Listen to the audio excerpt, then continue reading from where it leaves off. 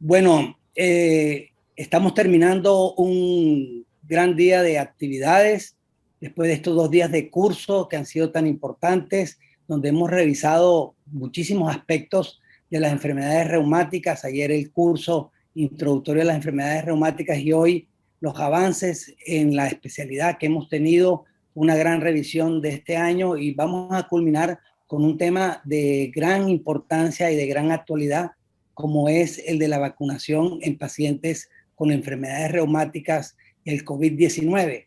Para eso hemos tenido la fortuna de contar con un gran conferencista que es el doctor José Alfredo Gómez Puerta. Él es originalmente colombiano, pero realmente es una persona global. Creo que ha estado trabajando en todos los continentes. Me decía que solo le falta Australia, pero pronto también algo hará desde Australia. Tiene una gran red de colaboradores, es profesor asociado de la Universidad de Barcelona, originalmente es de Medellín y se formó allá, de tal manera que es un orgullo de nuestro país y también es un orgullo para nosotros tenernos en este curso de Reumatólogos del Caribe, que como ustedes saben está cumpliendo 26 años ininterrumpidos de realizar este curso de actualización.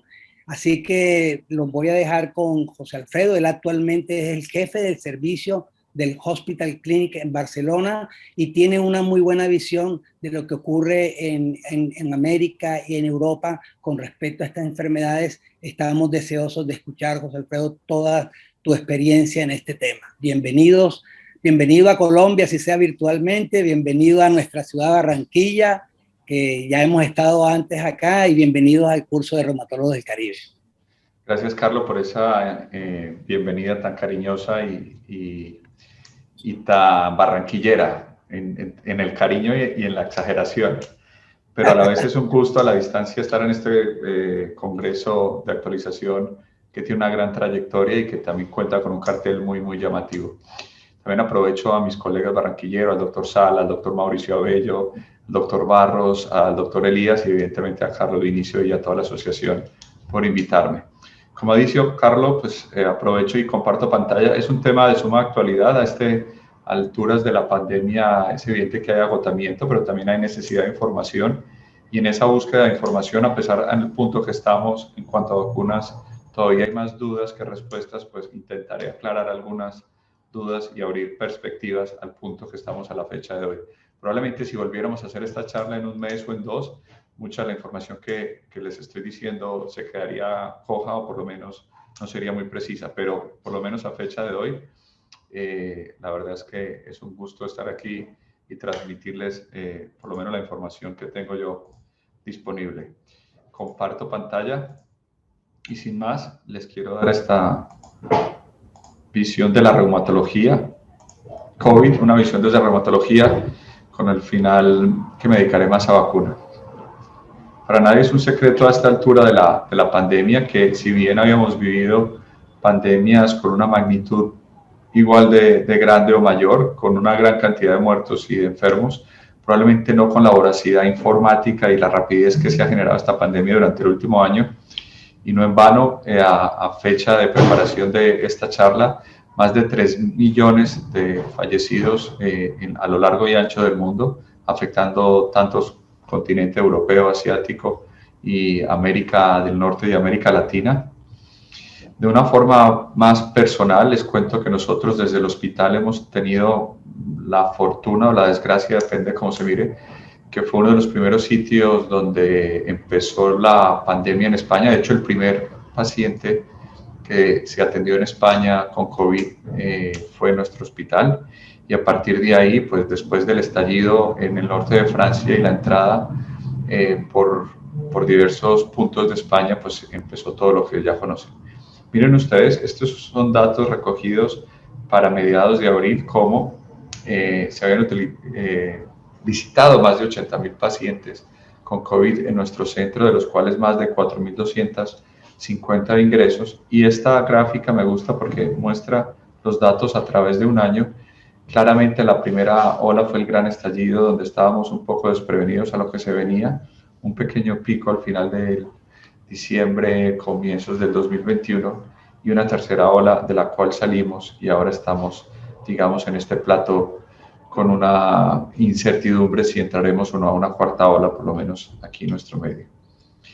Desde que estalló la pandemia, hubo, digamos, una serie de recomendaciones y de preocupaciones por las sociedades científicas, tanto la nuestra, la Sociedad Española de Reumatología, el EULAR, la Sociedad Británica, también ASORREUMA, con el fin de dar recomendaciones generales de autocuidado y sobre todo de no suspender el medicamento de fondo para evitar, digamos, un peor pronóstico en estos pacientes. No dejaban de ser recomendaciones generales, más basado en la experiencia que no en la evidencia, pero sí ponían un poco en alerta al reumatólogo de lo que se venía y también al paciente, que es importante, digamos, que cada vez es más participativo en sus decisiones terapéuticas y en esa relación médico-paciente. Por lo tanto, esto supuso un reto para el clínico, pero también para el paciente.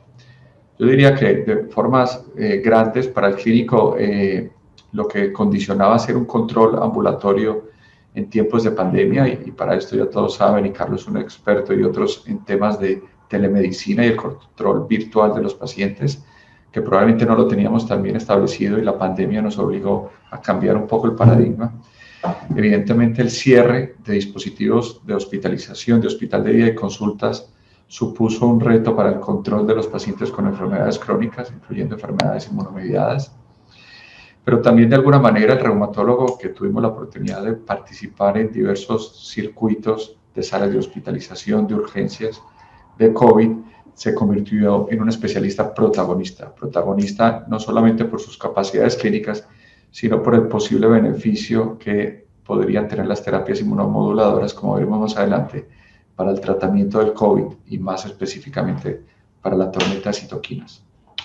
Como les decía, el reto también fue para el paciente. Hubo miedo o hay miedo si son o no más susceptibles de adquirir la infección y cómo les irá desde el punto de vista clínico, si van a hacer más complicaciones o no, si tienen un pronóstico diferente a la población general. También si suspendían la medicación, y nos vimos enfrentados a algo que muchos otros centros le ha pasado, y es suspender las terapias endovenosas de los centros de infusión o centros de día donde se ponían las mismas. Con lo que cambiamos un poco el esquema y nos vimos obligados a fuerzas a cambiar tratamientos de vía endovenosa a vía subcutánea, con sus más y con sus menos, y con algunas experiencias de éxito y otras quizás no tanto. Y evidentemente, desde finales del año pasado, principios de este año, empezó a salir la pregunta de qué pasaría con las vacunas, si son seguras y si son eficaces en pacientes con enfermedades autoinmunes, que a eso llegaremos al final de la charla. Como les decía, nosotros, digamos, cobramos un protagonismo no solo por el, digamos, papel como médico, sino sobre el papel como experto en terapias inmunomoduladoras, inmunosupresoras. Les intentaba hacer un resumen. Esto es difícil de actualizar porque la cantidad de información es cada vez más grande. Miren ustedes acá el número de citas que hay para los principales inmunosupresores que han mostrado cierta eficacia para el tratamiento del COVID y fundamentalmente del COVID grave, el número de ensayos clínicos en marcha y también el número de centros que tenemos activos aquí en España para las terapias dirigidas o terapias biológicas para COVID. Fundamentalmente, y no es el motivo de esta charla, el tocilizumab es el que mejor resultados ha mostrado, sobre todo en pacientes graves que ingresa a UCI. Y hay algunos datos interesantes de algún estudio canadiense que la colchicina puede tener algún papel para prevenir COVID grave. A partir de ahí, seguramente esquemas combinados de antivirales, como sería el remdesivir, combinado a una terapia inmunosupresora o selectiva como el baricitinib, podría tener cierto papel en aquellos pacientes que no responden al tofacitinib. Pero como les digo, está por fuera de esta charla. ¿Qué sabemos de las enfermedades autoinmunes y reumáticas frente al COVID? Gracias también a esta reumatología global y a esta panreumatología, rápidamente por las redes y por sociedades científicas se conformó desde Australia precisamente, con grupos de Stanford en San Francisco y de Londres, con Pedro Machado también coordinando este trabajo, y algunos colegas de Latinoamérica como Manuel Ugarte y otros han podido lanzar este proyecto que todos conocen a estas alturas de la pandemia, que es el Global Rheumatology Alliance. Esto simplemente partió como un registro de pacientes con COVID y enfermedades reumáticas, con el fin de ir sumando información para algo que evidentemente no se tenía ninguna. Como les he dicho, esto es un registro internacional que incluyó inicialmente pacientes de Europa y de los Estados Unidos, pero que paulatinamente empezó a tener la colaboración de los 5 continentes. Nosotros tuvimos la oportunidad de participar, sobre todo durante la primera ola, de datos para la acumulación de pacientes que venían desde España y particularmente de Barcelona. Con todo esto ya se consolidó desde el EULAR una plataforma más amigable donde se permitieran recoger los datos. Esto mostraba cómo, a diferencia de otros centros que tenían algunos casos puntuales, centros como Inglaterra o países como Inglaterra, Francia, Italia o España fueron los que más, desde el punto de vista numérico, aportamos a este registro del Global Alliance Rheumatology. Y miren ustedes que no deja de ser una foto móvil porque esto cada vez va creciendo. Se logró tener una gran cantidad de casos, más de 2.500, como era de esperar, mayoritariamente nuestras enfermedades autoinmunes reumáticas, mujeres en la edad media y fundamentalmente artritis reumatoide, artritis psoriática, lupus y espondiloartropatías, entre otros. También se empezaban a analizar datos de qué tratamiento recibían estos pacientes, si terapia FAME o DIMAR convencional, terapia biológica o terapias dirigidas, y también cuáles eran los síntomas principales que a grandes rasgos no difieren de la población general. También, como les decía, desde Latinoamérica se empezaron a reportar datos. Estos son datos comunicados en el Global Rheumatology por Manuel Ugarte, donde también de alguna manera se intentaba dar una visión qué pasaba desde Latinoamérica con el resto del mundo, si los pacientes de origen latino o mestizo tenían más riesgo de terapia o de soporte ventilatorio invasivo o no invasivo, que parece que sí, si necesitaban más hospitalización, que parece que sí, y en cuanto a mortalidad, la verdad es que era bastante similar que el resto del mundo, pero también generó una expectativa y una, digamos, actividad académica importante desde Latinoamérica, como este trabajo que les muestro aquí. Nosotros desde el hospital quisimos hacer un registro multidisciplinario, incluyendo una gran cantidad de patología autoinmune, no solo reumática, sino también nefrológica, de patología, enfermedad inflamatoria intestinal, neurológica, etcétera. Y fuimos capaces de hacer este estudio que para el momento de la primera hora técnicamente era difícil, pero que, digamos, gracias al trabajo colaborativo salió adelante. Es un estudio que incluía fundamentalmente adultos con COVID sintomático que acudieron durante la primera ola al hospital clínico. Se hizo un análisis retrospectivo, pero de unos datos que se recogieron de forma prospectiva durante la primera ola fundamentalmente, que incluyó pacientes de marzo a finales de mayo. Incluimos una cohorte de pacientes con enfermedades autoinmunes o inmunomediadas y utilizamos dentro de la misma cohorte del hospital como grupo control, apareado por edad y sexo para mirar desenlaces de gravedad. Con esto dividimos un poco de forma arbitraria, pero con el fin de homogeneizar un poco la interpretación de los datos, pacientes con enfermedad autoinmune, fundamentalmente AR, lupus, hepatitis autoinmune, nefropatías autoinmunes, y pacientes con enfermedades inmunomediadas, enfermedad inflamatoria intestinal, psoriasis, artritis psoriática, enfermedad de Behçet, espondiloartropatías, para intentar, al menos desde el punto de vista casuístico, establecer ciertos patrones clínicos de similitudes en cuanto al tratamiento y el pronóstico. Nuestro desenlace principal fue el COVID grave, definido por la necesidad de ingreso a UCI, necesidad de ventilación mecánica, complicaciones cardiovasculares, trombóticas, fallo multiorgánico o la muerte, pero también analizamos otros desenlaces secundarios de forma individual, como el ingreso a UCI, la necesidad de ventilación mecánica o la muerte.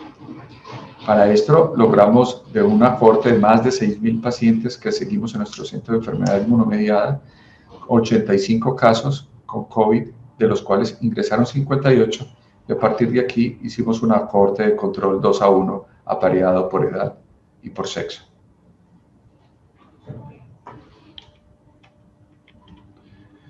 Esta es la casuística, miren que está representado por el tipo de patología, y se me olvidó decir que el primer firmante de este trabajo es Juan Camilo Sarmiento, residente nuestro bogotano, del cual se analizaron una diferente serie de patología, fundamentalmente enfermedad inflamatoria intestinal, AR, psoriático, hepatitis autoinmune, enfermedad renal, esclerosis múltiple, lupus, entre otros. Eran 85 pacientes con 93 enfermedades autoinmunes, algunos con una o más enfermedad autoinmune, con una media duración de la enfermedad de 8 años, y algunos, en este caso muy anecdótico, pero de forma interesante, presentaron un brote de su enfermedad justo con la coinfección del COVID. Estos son los datos generales y la verdad es que tuvimos una base de datos bastante homogénea, bastante, digamos, balanceada cuando lo comparamos con la población no inmunomediada. Esto simplemente para comparar entre los pacientes con enfermedades inmunomediadas que tuvieron COVID, quienes ingresaron y quién no, y curiosamente aquellos pacientes que tenían enfermedad inflamatoria intestinal ingresaron menos. Probablemente son pacientes que están mejor vacunados, que tienen un seguimiento más estrecho y que también son más jóvenes que otra patología autoinmune. Y cuando quisimos valorar desenlaces graves, y para los que no estén muy familiarizados, esto es una escala ordinal de gravedad, de 2, 3, 4 es menos gravedad y 5, 6, 7 es gravedad, basado por necesidad de ventilación mecánica, fallo orgánico, necesidad de ECMO o muerte.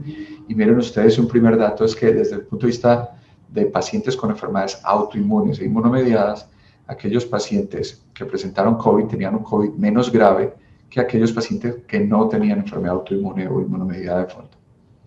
Esto de forma gráfica, quizás lo pueden ver aquí, proporcionalmente diferentes dominios, vemos que los pacientes con enfermedad no inmunomediada, en este color amarillo claro que ven aquí, tuvieron proporcionalmente una mayor prevalencia de COVID severo, de ingreso a UCI o admisión a UCI, ventilación mecánica, entre otros desenlaces.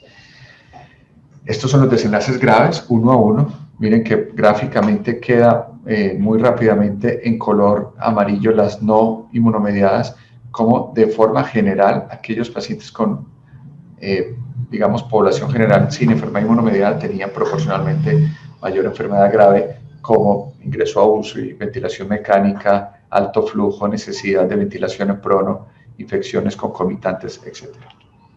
Quizá lo interesante de esto es que cuando ajustamos por factores de confusión, como podría ser la enfermedad cardiovascular, la hipertensión, la dislipidemia o el EPOC, que son factores relacionados a un peor pronóstico en COVID en población general, encontramos que en nuestro estudio, aquellos pacientes con enfermedad autoinmune o inmunomediada que tienen ingreso por COVID, tienen una enfermedad menos grave, casi un 80% menor probabilidad de COVID grave, menor probabilidad de ingreso a UCI y menor necesidad, un 80% menos necesidad de ventilación mecánica, aunque probablemente por el tamaño de la muestra no encontramos diferencias en la mortalidad. Siguiendo ya con datos más recientes del Global Rheumatology Alliance, los autores en este caso valoraron si existían diferencias en cuanto a la mortalidad en pacientes con COVID en diferentes enfermedades reumáticas. Está claro que ellos tienen una casuística mayor y eso les permite hacer un análisis por enfermedades y por diferentes terapias de fondo como terapias biológicas. Esta es la N, ellos compararon, digamos, dos grupos, aquellos que fallecieron y no fallecieron, y miren aquí a la izquierda las diferentes terapias utilizadas, fundamentalmente DMARDs, terapias biológicas, terapias anti-CD20, células B, etc. Lo interesante de este estudio, y probablemente la casuística grande les permite, es hacer un análisis pormenorizado de acuerdo a patologías y de acuerdo a una serie de variables asociadas a peores pronósticos.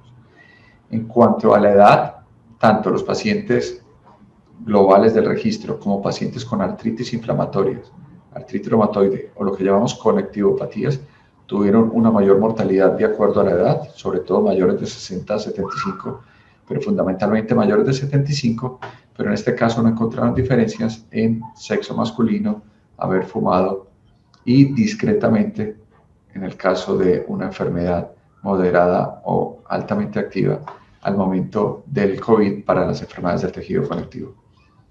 Como les he dicho, el número de casos les permite hacer un análisis de acuerdo a la terapia y curiosamente aquellos pacientes tratados con sulfasalacina, pero sobre todo aquellos pacientes tratados con rituximab, terapia anti-CD20 y con glucocorticoides a mayor de 10 miligramos, fundamentalmente pacientes con enfermedad de tejido conectivo, aquí en azul, tuvieron una mayor mortalidad, casi 2 veces más que los pacientes que no recibían esta terapia.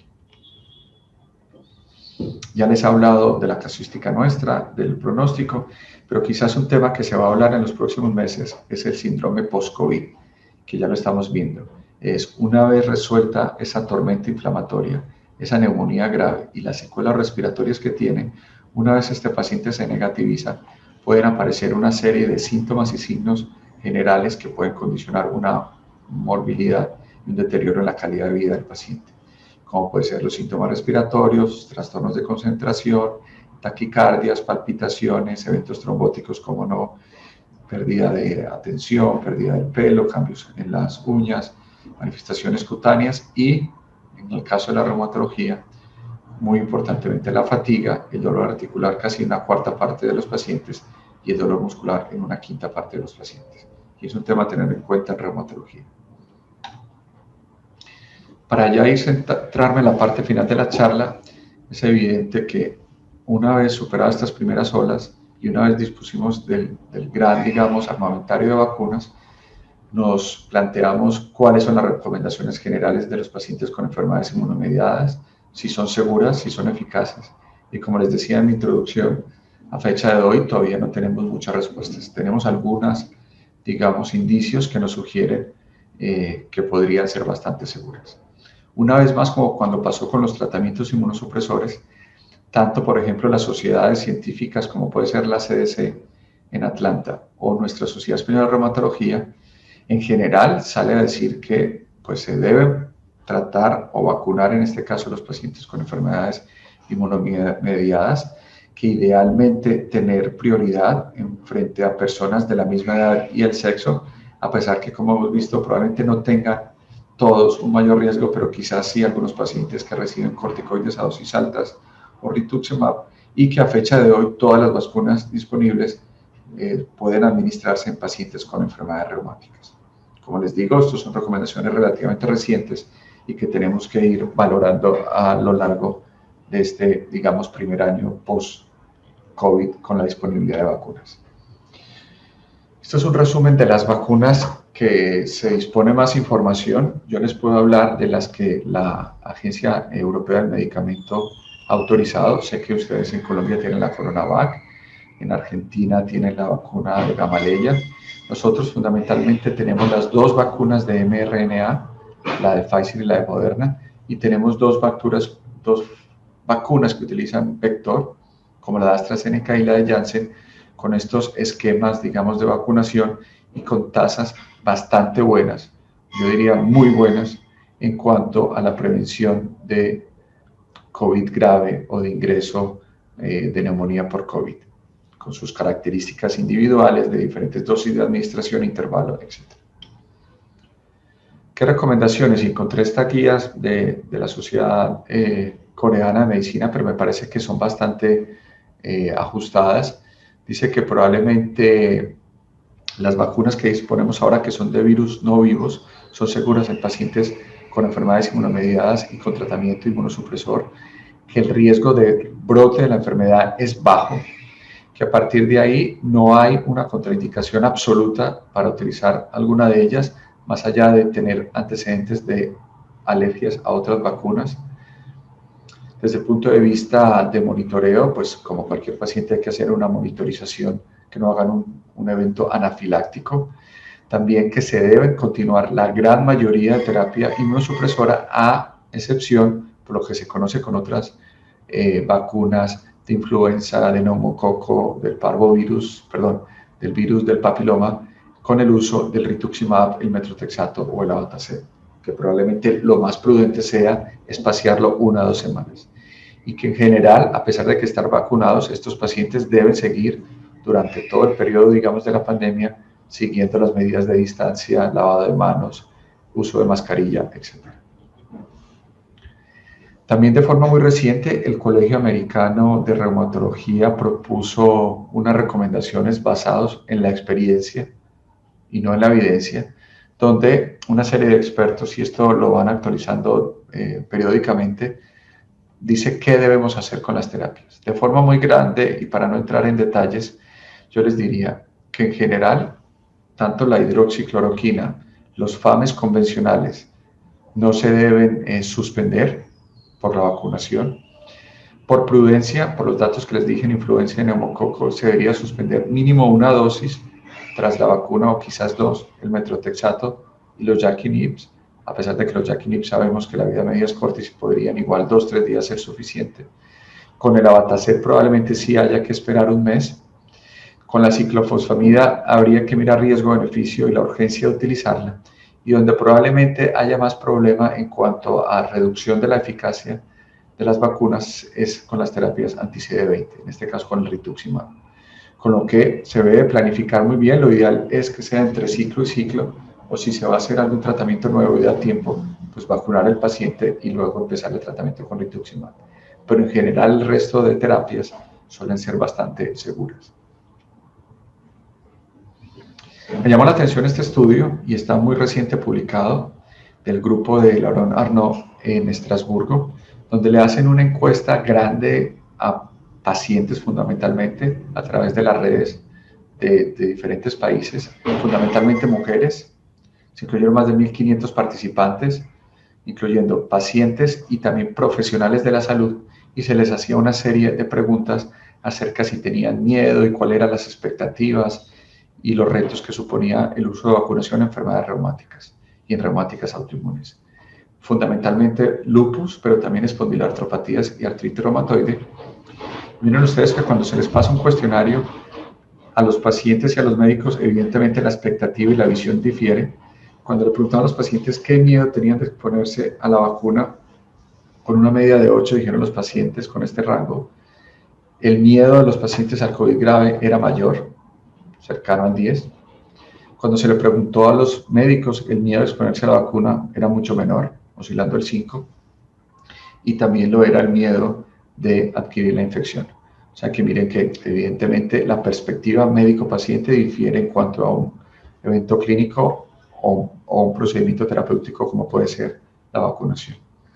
Lo interesante de esto es que si bien no se tiene información, hay cierta resistencia, que cada vez es menos, a vacunarse en algún grupo de pacientes. La gran mayoría, afortunadamente, decía que son partidarios de vacunarse, que quieren vacunarse. Algunos decían que tienen ciertas incertidumbres y que se lo pensarían, y hay un porcentaje que siempre lo hay, digamos, que rechazan la vacunación y que no lo ven claro y a fecha de hoy no lo harían. ¿Por qué no lo hacen? Evidentemente, esto también ha causado bastante revuelo y es los posibles efectos adversos que puedan causar la vacuna. Esto está publicado hace un par de semanas. Todos saben que salió cierta alerta y cierta, digamos, precaución sobre eventos trombóticos que habían pasado en Europa y posteriormente en Estados Unidos con las vacunas que tienen adenovirus. Donde más hay información es en la vacuna AstraZeneca. No dejan de ser casos anecdóticos, como verán a continuación. Estos son 5 casos de un hospital o de diversos hospitales de Noruega, en los cuales fundamentalmente pacientes jóvenes, tras 7, 8, 10 días de la vacuna, presentaron una trombocitopenia, presentaron una cefalea grave y presentaron un cuadro compatible con trombosis del seno venoso. La gran mayoría de pacientes fallecieron, pero algunos se recuperaron. Y este estudio publicado en New England hace muy poco nos vienen a analizar qué creen que es la patogenia, por qué se explica estos eventos trombóticos. Miren ustedes, este es el recuento plaquetario de los diferentes casos, son 5 casos y a partir de aquí en algunos les empiezan inmunoglobulinas endovenosas y recuperan.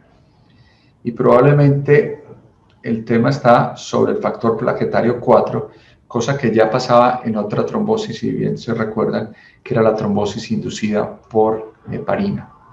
¿Qué pasa? Que los autores nos vienen a decir que en la gran mayoría de casos reportados de trombosis inducidas por heparina, como lo pueden ver aquí en azul, que ellos tienen unos controles históricos, los niveles de anticuerpos contra el factor 4 de plaquetas, si bien son altos, no son tan altos como podría ser en pacientes con trombosis inducida por vacuna o por vectores. Miren ustedes que el umbral, que normalmente no pasa de 2, en estos casos de trombosis inducidas por vacunación contra el COVID eran muy altos.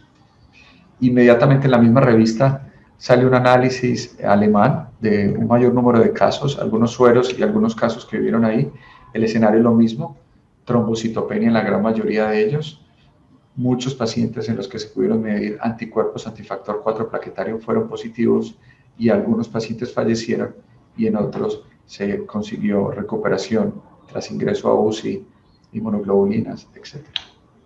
Una vez más, ellos pudieron comparar, digamos, estos anticuerpos frente a factor plaquetario 4, tanto utilizando sueros históricos, algunos pacientes que tenían previo uso de heparina, etc. Y en general, los pacientes que tienen esta trombosis inducida por vacunas, conocidas como BITT más trombocitopenia, fueron aquellos que tenían concentraciones más altas del factor 4 plaquetario. De momento estamos ahí. Probablemente las diapositivas que más nos tranquiliza son las que les voy a mostrar a continuación, y es que evidentemente tanto en el Reino Unido como la Asociación Española o la Agencia Española para el Medicamento y la Agencia Europea del Medicamento, y más reciente la FDA, se ha tratado de calmar, digamos, a la población, mandar un mensaje de calma, porque miren ustedes, los potenciales beneficios y el potencial riesgo de acuerdo a la edad en cuanto a una persona que reciba la vacuna de AstraZeneca.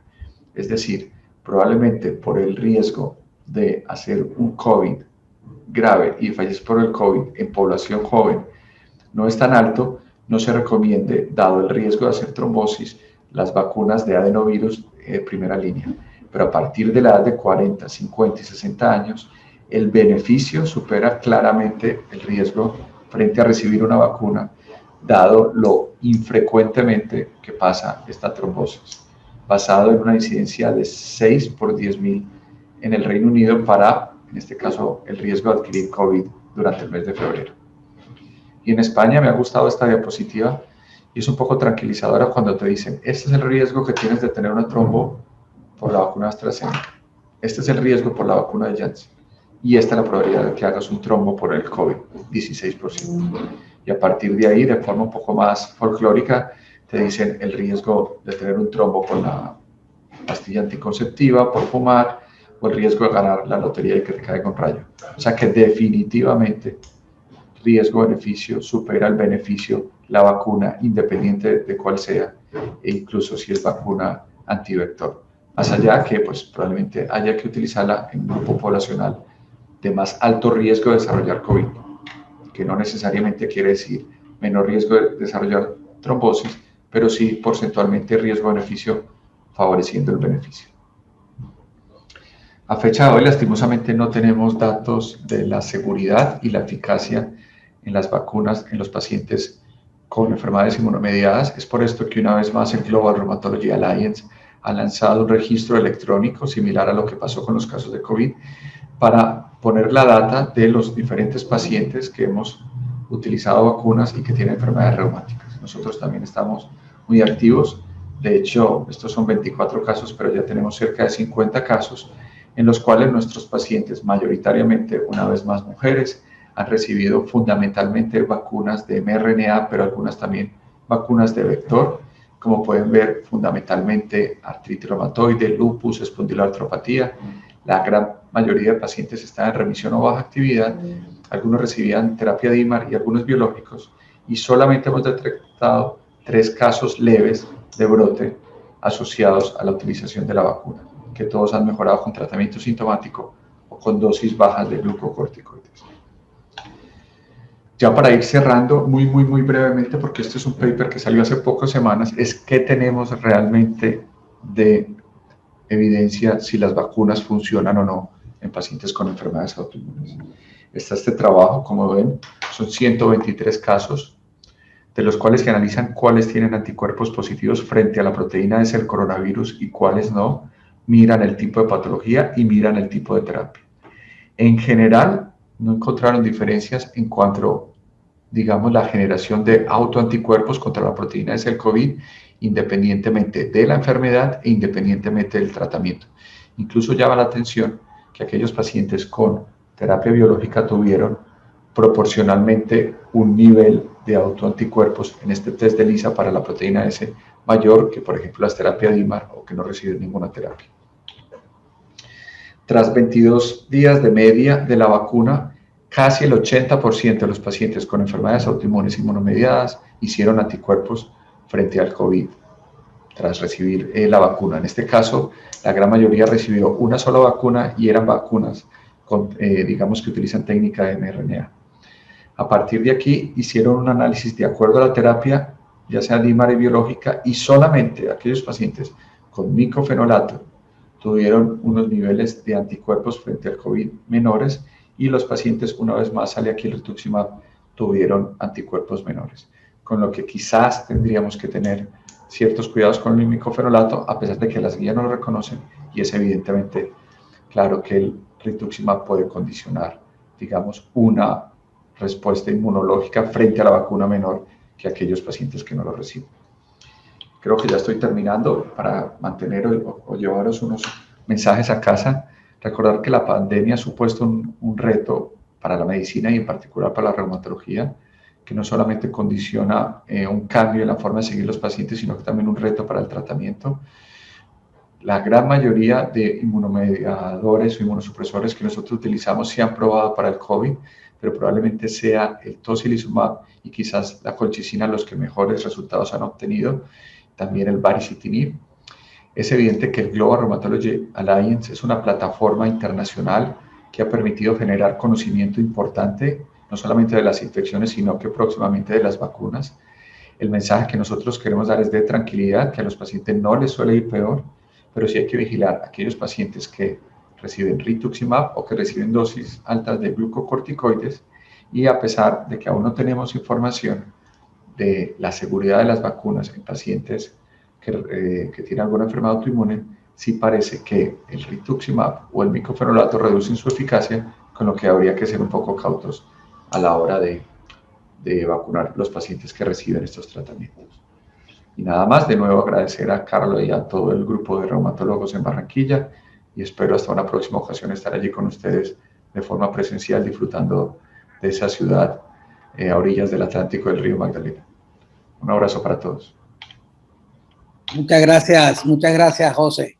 Un fuerte Vale. aplauso que me imagino que está compartiendo la audiencia, una excelente revisión, muy interesante porque nos has pasado por, digamos, todos los temas estos que han surgido y que realmente son tópicos de mucha actualidad con respecto a nuestros pacientes.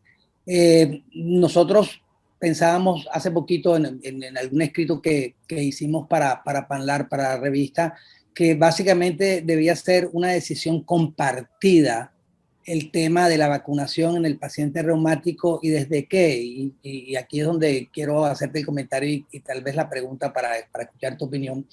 Desde el punto es que me sorprendió, no me sorprendió, sino que es muy esperable el estudio este de Lorraine Arnaud de la percepción de los pacientes, la percepción de los médicos, y si bien nosotros hemos intentado dar un parte de tranquilidad, tú mismo dices varias veces durante la charla que no hay suficiente evidencia, son recomendaciones basadas en impresiones generales, en antecedentes de otras vacunaciones en enfermedades reumáticas, pero realmente estamos generando los datos en marcha. Entonces, sí es como conveniente que los pacientes se reúnan con su doctor, comenten cuáles son las posibilidades en América Latina, adicionalmente de las vacunas que tienen en Europa, Estados Unidos. Hemos estado vacunando con la China, con la rusa, que eran vacunas que al principio fueron como consideradas hijas de menor madre, pero que los datos han ido mostrando que también tienen sus fortalezas, y también el tema de cuál vacuna es mejor, que preguntan los pacientes,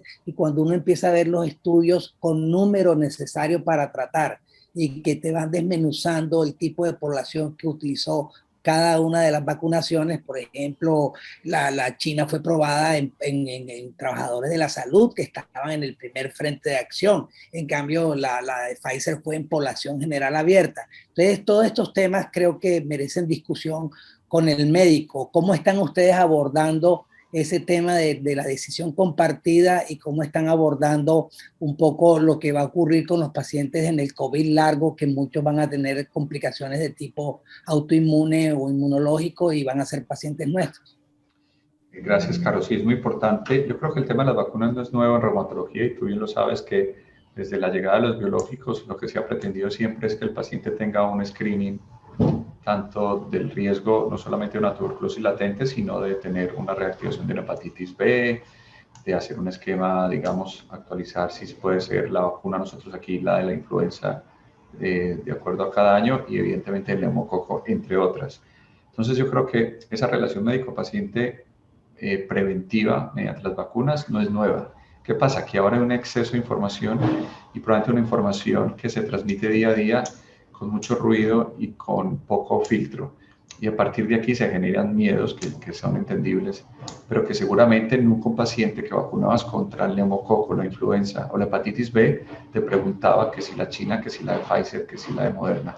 Y este ha sido un poco el problema de sobreinformar al paciente, que no solamente tiene que asumir su papel de paciente, sino que, digamos, procesar esa información sin tener muchas veces incluso el médico la suficiente capacidad de responder. A partir de aquí, nosotros no hemos llegado al punto de que el paciente pueda escoger la vacuna. Yo creo que la mejor vacuna es de la que se disponga. Y sí está claro, como tú dices, pues que el rango de efectividad dependerá de la población utilizada, de las comorbilidades y un poco de contra qué se evalúa, o sea, frente a qué grupo control. Yo creo que no estamos al punto de satanizar, como dices tú, o por debajear ninguna de las vacunas, por lo menos hasta que no tengamos más información. Yo le diría a los pacientes que la vacuna que le ofrezcan es la vacuna mejor disponible que tiene y ya el tiempo traerá, digamos, más información en cuanto a eficacia. Sí que hay datos de que, y más en in vitro, pero que, por ejemplo, la vacuna de mRNA no se integra a proteínas del núcleo que puedan, digamos, favorecer brotes de enfermedades mediadas por autoanticuerpos, como podría ser el lupus, y eso es tranquilizador. En general, las vacunas que utilizan vector tampoco generan brotes porque los adenovirus ya se han utilizado, y sobre todo en niños, para otras vacunas, y tampoco ha habido más brotes ni de enfermedades, digamos, artritis juveniles y demás. Con lo que se tiene hasta ahora es tranquilizador. Yo entiendo que lo de la trombosis ha generado mucho ruido.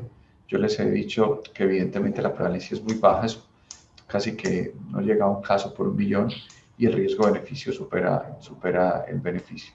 Eso es la parte, digamos, de vacunas. Segunda parte, post-COVID. Sí. Sí, no, perdona, para una pregunta, bueno, ahorita vamos a pasar a la discusión general, pero ahora que estabas mencionando el tema de la trombosis, especialmente, digamos, en los pacientes que tienen síndrome antifosfolípido o lupus asociado con antifosfolípido o alguna historia de fenómeno trombótico, ¿cómo están abordando ese tema?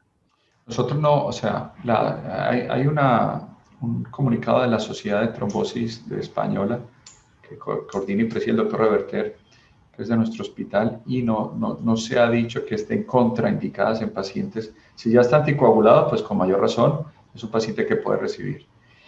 Y dentro de los reportes que hay, no se ha reportado ningún paciente que tenga un evento protrombótico. No dejan de ser 24 casos alemanes, los 5 casos noruegos, y a fecha de hoy yo no conozco más reportes publicados, porque lo de Janssen, los 6-7 casos americanos que yo sepa no han sido publicados, pero lo que hay a fecha de hoy, ninguno de esos pacientes tenía anticuerpos frente a antifosfolípidos. Solamente de forma anecdótica reportan que uno de los 5 noruegos determinación de anticardiolipinas, pero no tenía ni factor 5 de Leiden ni mutación de protrombina, con lo que es más asociado al azar y a la capacidad de generar, como pasa con la trombocitopenia inducida por plaquetas, y a fecha de hoy nosotros no contraindicamos. ¿Qué pasa? Que por un tema logístico, y así lo proponía la Sociedad Española de Reumatología y lo vamos a intentar, priorizaremos a aquellos pacientes que tienen enfermedades inmunomediadas y que reciben biológico para que los vacunen en nuestro centro, más por priorizar la vacunación, pero no por seleccionar el tipo de vacuna.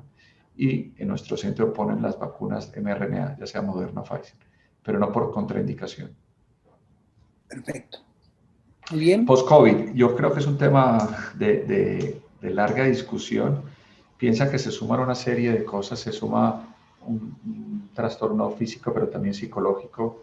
También hay una sociedad, que tú lo sabes, que está sufriendo la otra pandemia, que es la pandemia económica, con lo que, digamos, se suman una serie de cosas que es normal que un paciente que lleva días en la UCI o que ingresó, pues vaya a tener trastorno cognitivo, fatiga, dolor, trastorno de atención, y habrá que mirar un poco cómo se sedimenta, porque yo creo que tampoco necesariamente quiere decir que vamos a tener un boom de pacientes. Yo creo que habrá unos pacientes que claramente puede ser el trigger de una enfermedad autoinmune, pero con el tiempo se irá depurando y que yo creo que no todos terminarán siendo pacientes de reumatología. Excelente. Bueno, muchas gracias, José Alfredo. Entonces, damos paso a las preguntas generales. Están conectados y bueno, esperamos preguntas para seguir discutiendo de estos interesantes temas. Muchas gracias nuevamente.